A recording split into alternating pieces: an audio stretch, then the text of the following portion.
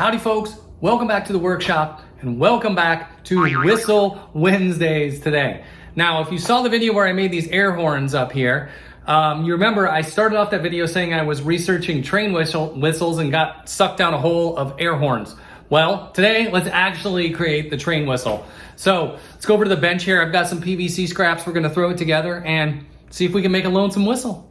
Okay, so here's what I got. I think I can make a lonesome whistle out of all this. So we've got some PVC scraps. These are all 3/4 inch, schedule 40. You can see there. And let me see here what the lengths are. That's about 15 inches. That one's about 12 inches. And this one's about 9 inches. Not saying those are the right sizes or the perfect sizes to use, just what I have on hand. Then we've got a few other scraps here. This one's about 3.5. And these two are both, they're pretty close in size. They're both about 3 inches. 4 3/4 inch PVC caps, 2 90-degree elbows, an X piece, and then this is some oak dowel. What is this, 3/4?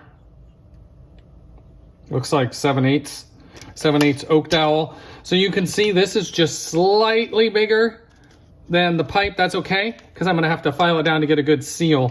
And then of course, an air fitting. Okay, so we got all our parts. First things first, we're gonna take one of our end caps and we're gonna drill a 3/8 inch hole through the middle of the end cap. So let's do that.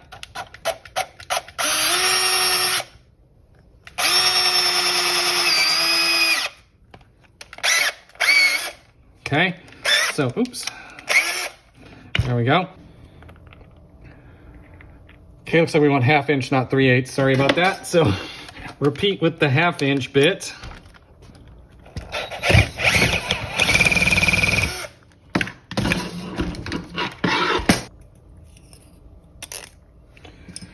Okay, and so now what we want to do is put this in here. Now, the right way to do this would be to tap it for NPT threads, but the plastic is soft enough you can usually just kind of force it in there and with a pliers, and you don't even really need a pliers to get it started, but get it to where it'll kind of thread in there.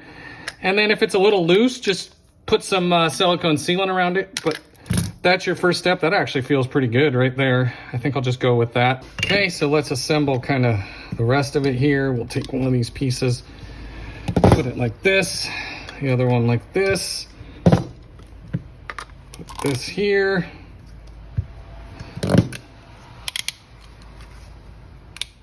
Kind of like that, and the same thing here.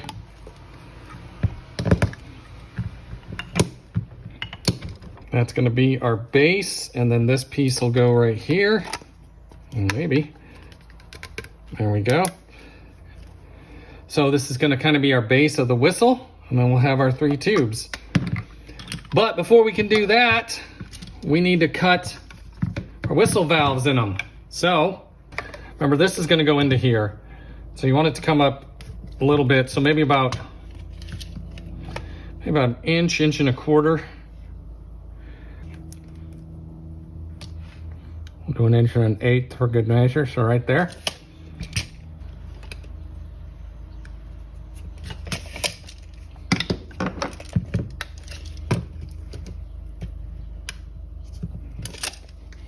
And we're going to cut straight line along that groove and cut it about halfway down the pipe.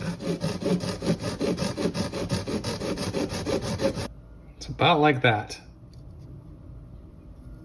Okay, and then repeat that on the other 2.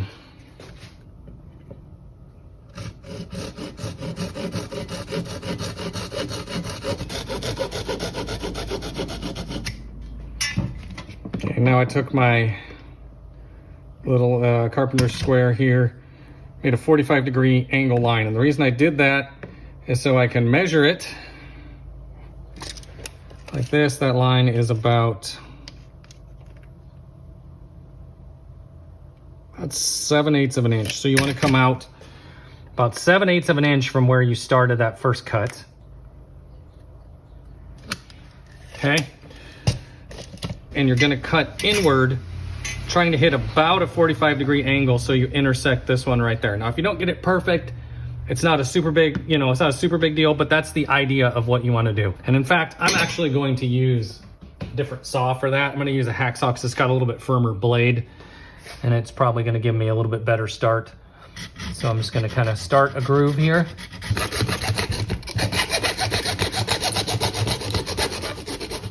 Okay. So let's see if I hit it. Pretty close. It looks like I might, that side hit. This side looks like it's just a hair. So I'll just take this. There we go. And there we go. There's our first one. Clean that up around there and then repeat it on the other two. Okay, so I got my 3 sort of whistle tubes ready. The next step is to cut 3 plugs. So what I want is a plug that's going to come about this same length. So I'll just mark that like that. Cut this one off.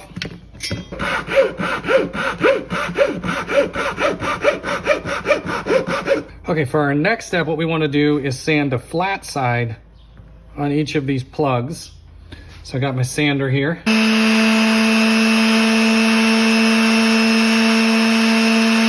Okay, so now we've got flat sides on all of our blocks. The next step is to insert the block in here with the flat side up towards the open side here. So you can see they're just a little bit too big.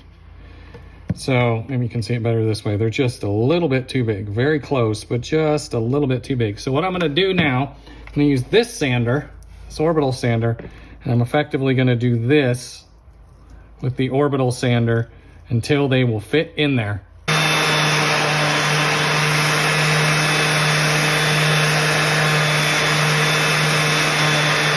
Not quite, but close. Let's go a little further.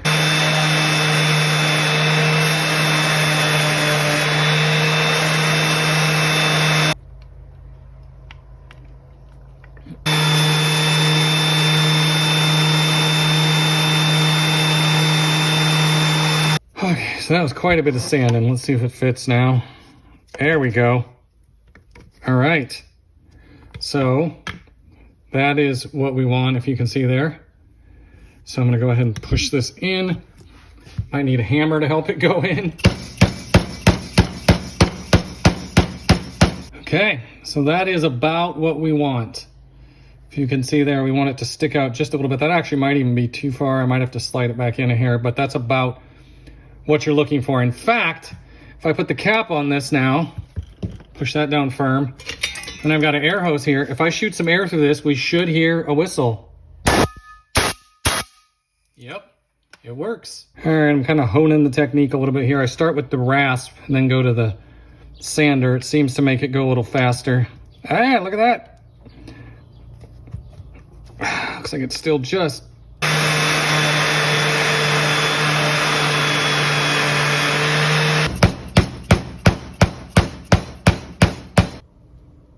Okay, so there we go. Got this one together. So let's go ahead and put a cap on this one.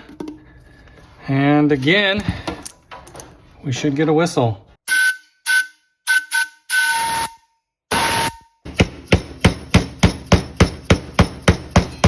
Wow, look what happened. I got a little impatient. I didn't sand this down quite enough. Pounded it in there and look what happened. It just snapped. So now I got to recut this one. So this one's going to be a little bit shorter than I originally, a couple inches shorter than I originally started with. I'll just cut it off and recut the groove. Okay, there we go. Recut this, sanded it a little more. Now you can see it wants to go. There we go. Barely even needs a tap this time. So I will tell you, sanding those was definitely the longest part of the whole thing.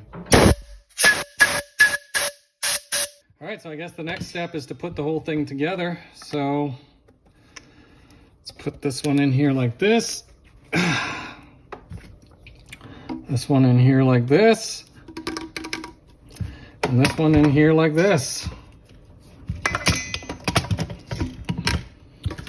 Now, if I did everything correctly, we should have a train whistle.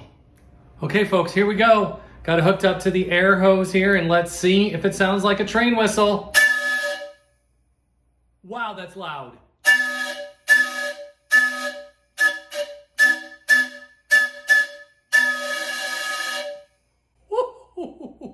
That baby is loud. Wow. Okay. It works. I guess if you want to make a train whistle out of PVC, that's how you do it. Now, again, I just kind of cut these lengths, not saying that they're attuned to any sort of cord or anything, but you can get the basics here. You can probably figure it out, shorten, lengthen them until you get something that's pleasing. There you go. Happy Whistle Wednesday.